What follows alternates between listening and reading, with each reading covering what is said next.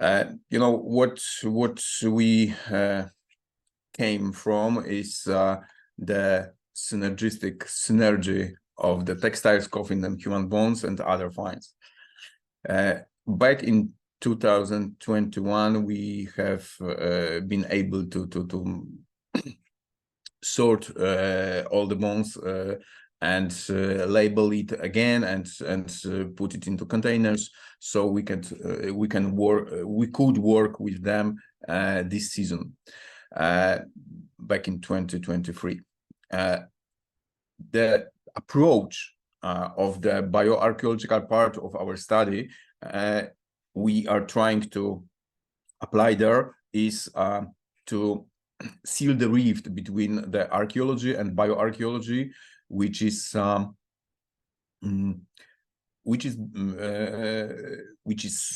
can be filled with approach taken by archaeology of death or social bioarchaeology, which study the society from the point of view of both culture and the biology. So this is, we try to combine these two words, which are as you can see a little bit apart, because the bioarchaeologists, most of them at least, come from the biological background, and they do not study archaeology, and archaeologists do not study biology, and this should be combined, and we try to achieve this. Why to bridge this gap? Because these biological and cultural influence combine into what we study. We study human remains, so the phenotype, and it is formed during our lives, but all the factors, external factors and internal factors, influence us. Both we live as a part of a nature. We live also in Anthropocene, so the nature, our environment is shaped by us, and we live there, and we interact with other people, and the microorganisms are influencing us, our body, our shape, how we grow up, and how we, and for example, our mother in a womb, her organism is influencing us. So there is a lot of interaction between our genotype, the program, and the environment, which is also inside of us. And link between the phenotype and social status, which we try to study, and to at least to try to have a look at the society that's buried it's that in Naqlun, on the cemetery A, and we study the differences between different parts of the cemetery, between graves of different furnishings, of different textiles, of different dating, and so on and so on.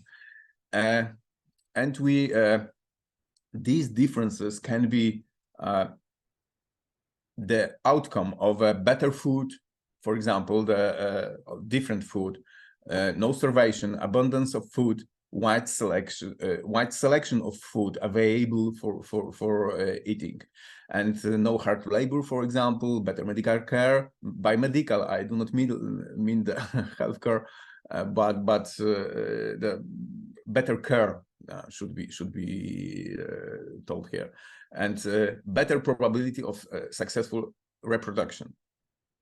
But it is valid only in specific cultural contexts.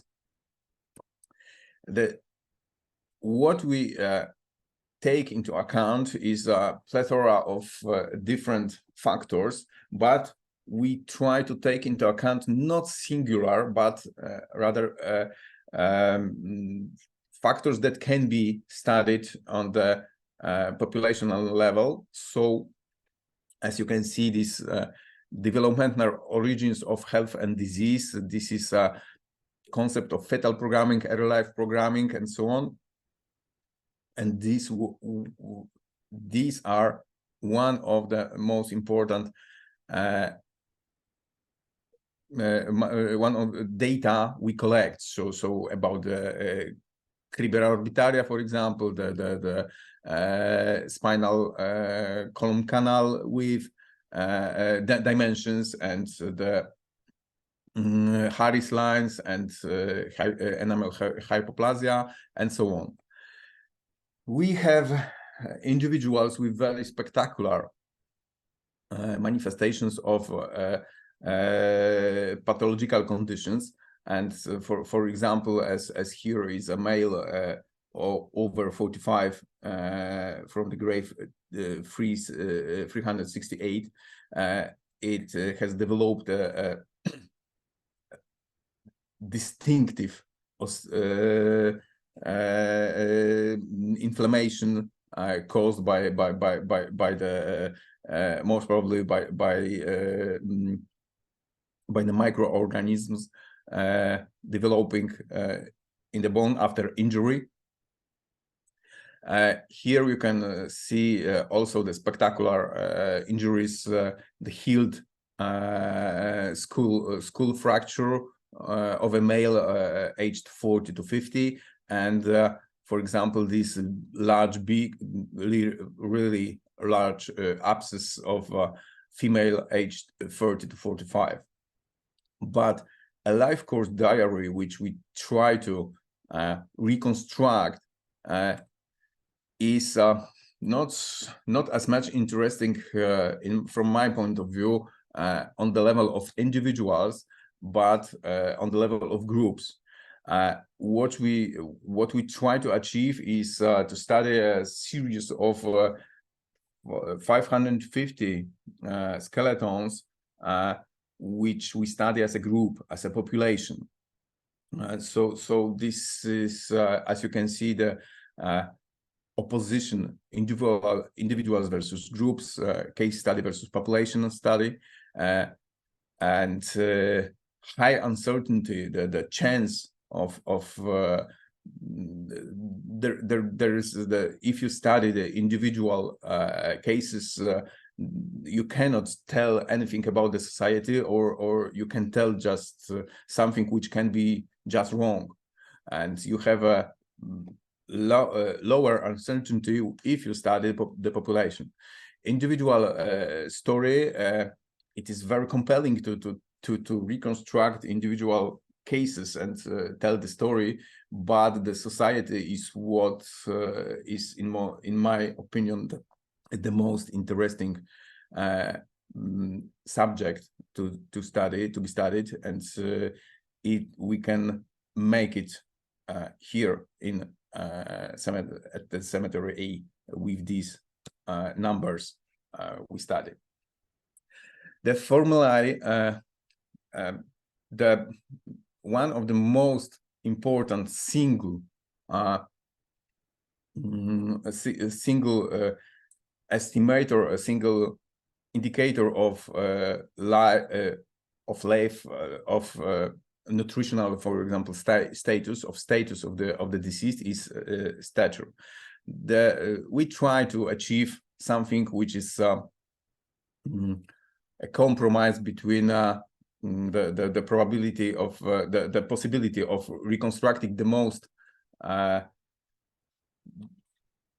the biggest possible number of to achieve the biggest possible numbers of stature calculations, and reconstructed stature, of course, and the inherent error, and to mitigate this, we have specific formulae to reconstruct the stature based on long bones lengths, and we try to select the best, because these formulae are constructed, are population specific.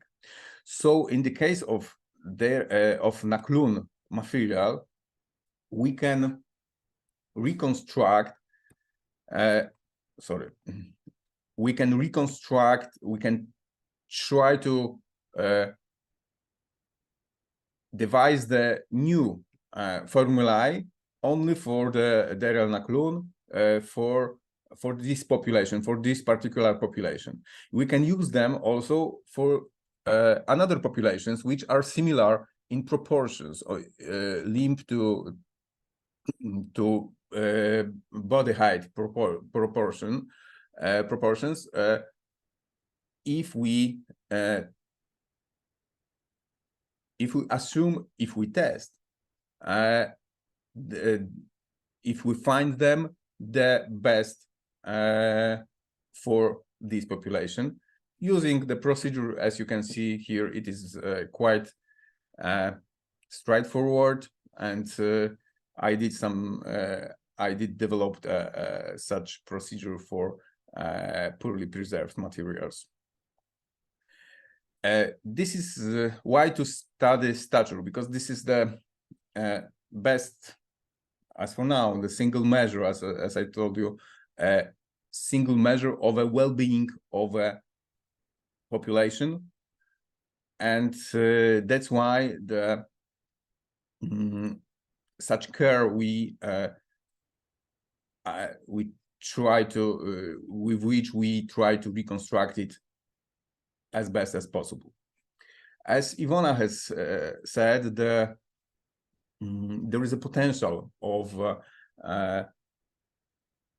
interfacing, of connecting this information taken from the bioarchaeological studies.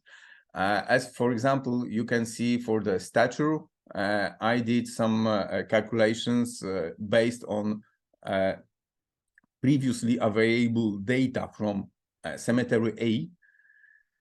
This is not conclusive, but it shows the potential of studying, for example, comparing stature of the deceased with the dimensions of the coffins, and the same goes with a shoulder width, for example. We try also to do the something else in terms of software we use. We try to develop also a program to be able to easy and better record the state of preservation and some features on we observe on bones, and make it ready for publication in the manner similar to this, which is readable from the first view. So I think for now that will be all, and please, if you have questions, just ask them now. Thank you.